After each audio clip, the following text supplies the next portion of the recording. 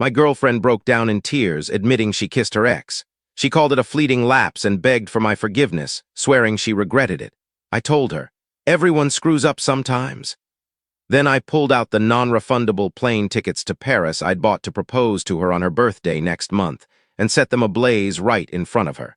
My entire world pretty much crashed and burned last Tuesday. It sounds theatrical, I know, but that's the only way to put it. It all went down when my girlfriend of 2 years, Maya, sat me down for a serious talk. She had the whole act prepared. Her voice trembled, tears streamed down her face, and she could barely meet my eyes. She confessed she'd done something awful and needed to come clean. Apparently, she'd gone out for drinks with friends the previous weekend, and her ex, Liam, just happened to show up at the same bar. They started chatting, things escalated, and well, you can fill in the blanks. She grabbed my hand, gripping it hard, tears flowing freely. "I kissed my ex," she sobbed. "It was a moment of weakness, and I'm so sorry. Please forgive me." She looked at me, bracing for a reaction. She was ready for me to lose it, to shout, maybe even to smash something. She was prepared for a fight. She could handle a fight.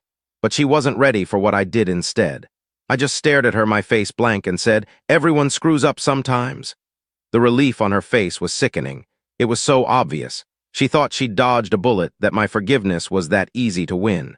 She thought the storm had passed. I stood up and walked to my desk in the corner of the living room.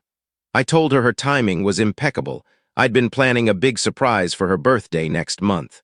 From the top drawer, I pulled out a sleek envelope from a high-end travel agency. I opened it and spread the contents on the coffee table. 2 non-refundable first-class plane tickets to Paris. A confirmation for a week-long stay in a luxury suite at one of the city's top hotels.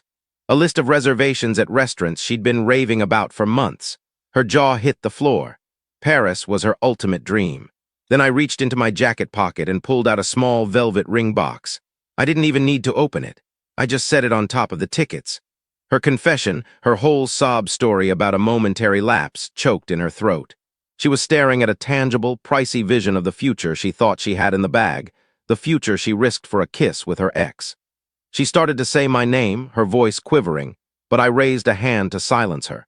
I walked to the fireplace, grabbed the long lighter from the mantel, and returned to the coffee table. I locked eyes with her, picked up the plane tickets, and flicked the lighter. I set them on fire. I held the burning papers as long as I could stand the heat, watching the flames consume our future until they turned to charred ash, then dropped them into the empty fireplace. She sat there, stunned, her mouth agape. The crocodile tears were gone, replaced by raw, horrified shock. The only sound was the faint crackle of the last bits of paper turning to smoke. Let me make one thing clear. I'm not a pushover. I run an engineering firm I built from scratch, solving complex problems with logic and precision. I don't have time for drama or nonsense. My dad taught me 2 lessons. A man's only as good as his word, and you set your boundaries and stick to them. No exceptions. When Maya and I got serious, I was crystal clear about my deal breakers. The biggest one? Exes. They're out of the picture, end of story. No friendly chats, no catching up, nothing. She claimed she felt the same, saying she despised guys who were insecure and that my confidence was what drew her to me. She was a damn good actress. For 2 years, she played the part of the perfect partner. Liam, though, was always a sore spot. He was her college boyfriend, a musician she described as a classic case of a guy who wouldn't grow up. She painted him as a charming but unreliable artist who broke her heart. She used him as the perfect contrast to me, the steady, successful guy she'd been waiting for. It was a great story, and I fell for it. Now I see she wasn't just sharing her past, she was laying the groundwork for her future. Her confession didn't completely blindside me. I'm an engineer. I notice when things don't add up, when the foundation of something starts to crack. For months, our relationship felt off. She was always on her phone, grinning at texts she'd hide if I got too close. Her girls' nights became more frequent, with vague explanations about where she'd been. The first real red flag came a month ago. My buddy Kevin called, sounding uneasy. He'd been at a music festival a few hours away and spotted Maya there with some guy. They were all over each other, holding hands, acting like a couple. He saw them again the next day, and it was clear they were together. When I confronted Maya, she didn't just deny it. She went on the attack. She showed me texts with her friend Tara, planning a girls' weekend at the festival. She claimed they'd bumped into Tara's cousin, a guy she'd never met, and accused me of being paranoid. She cried, made me feel like I was the one losing it. I backed off, but the seed of doubt was planted. Her story was too polished, too perfect. That's when I decided I needed hard proof. I did something I'm not proud of, but I felt cornered. I bought a small GPS tracker and put it in the car she drove, which was in my name. I felt like a creep, but my instincts were screaming I was being played. For 2 weeks, I monitored it. The data was brutal. Multiple trips to a bar across town where Liam's band had a regular gig. Stops at a park near his apartment during the day when she was supposedly at freelance work meetings. Her moment of weakness wasn't a one-off. It was her routine. Her tearful confession was just a calculated move to get ahead of my suspicions with a smaller, more forgivable lie. So as the smoke from the burning tickets hung in the air, I wasn't just reacting to a kiss. I was responding to a web of deception. She finally found her voice and started yelling. She called me unhinged, said I was torching our future over one dumb mistake. I let her vent for a minute, then held up my phone. I showed her the GPS tracker's map with dozens of red dots marking her secret trips. "It wasn't a kiss, Maya," I said. "It was a double life." Her face went pale. All her defiance, her righteous indignation just evaporated. I told her to pack a bag and be out of my house by the time I got back from the gym. Of course, she was still there when I returned.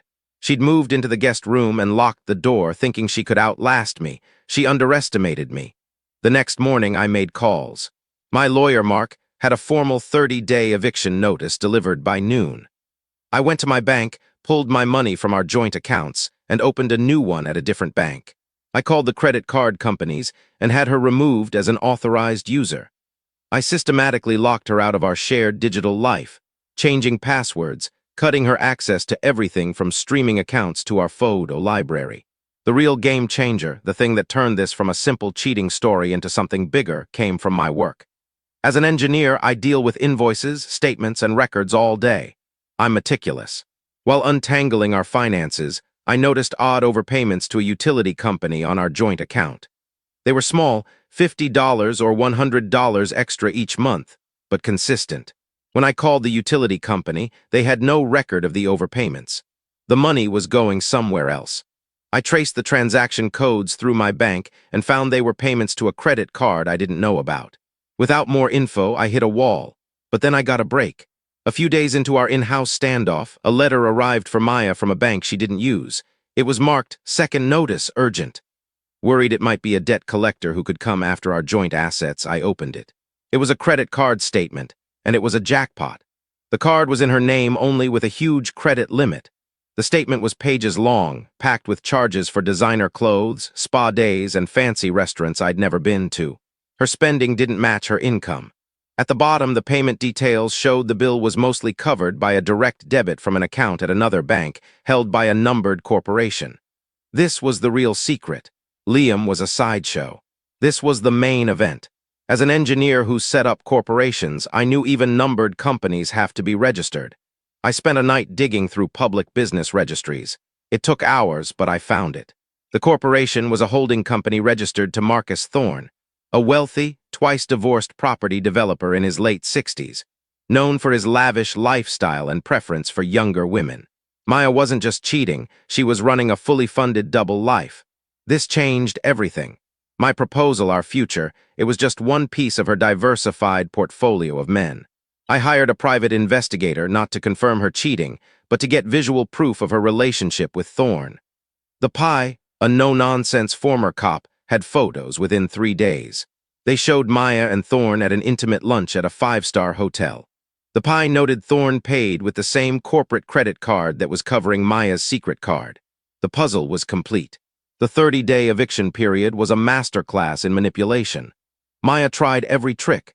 She sent her best friend, Tara, to plead her case. Tara came in hot, accusing me of being controlling and abusive for tracking her car. I calmly spread the photos of Maya with Marcus Thorne on the coffee table and asked if she knew her friend was taking money from a rich older man while living with me. Tara stared at the photos, speechless, and left without another word. Next, Maya sent her parents. They showed up unannounced, playing the concerned family card, preaching forgiveness and second chances. I asked if they'd ever met Marcus Thorne. Their flinch said it all. They knew. They'd been in on their daughter's scheme all along. I told them to leave before I called the cops for trespassing. The most satisfying moment came about a week before her move-out deadline. A delivery arrived from a high-end electronics store, a top-of-the-line laptop. The gift receipt inside was from Marcus, wishing her a happy early birthday. I signed for it. When Maya got home, I handed her the box. "Looks like your sugar daddy's still sending checks," I said. The raw panic on her face, realizing I knew everything, was better than any apology. She was out of moves, out of lies. The day she moved out was grim and silent. She called Liam for help, but he was suddenly too busy. Her parents refused to get involved. She had to hire a couple of guys from a moving app to haul her pile of designer clothes and shoes out of my house. She was utterly alone. As she was about to leave for the last time, she turned to me, venom in her voice. "I hope you're happy," she spat. "You've ruined my life." I looked at her and said, "I didn't do anything. I just stopped funding your life. There's a difference." The final step was ensuring a clean break. My lawyer, Mark, sent 2 letters. The first went to Marcus Thorne. It was professional, laying out Maya's fraudulent behavior, living with me while taking his money. We included copies of the Pie's photos and bank statements, making no demands, just presenting the facts. The second letter went to Liam, a bit more direct. It included a bill for the private investigator, since his actions caused the expense, along with the GPS data and a polite reminder that meddling in someone's relationship can have consequences.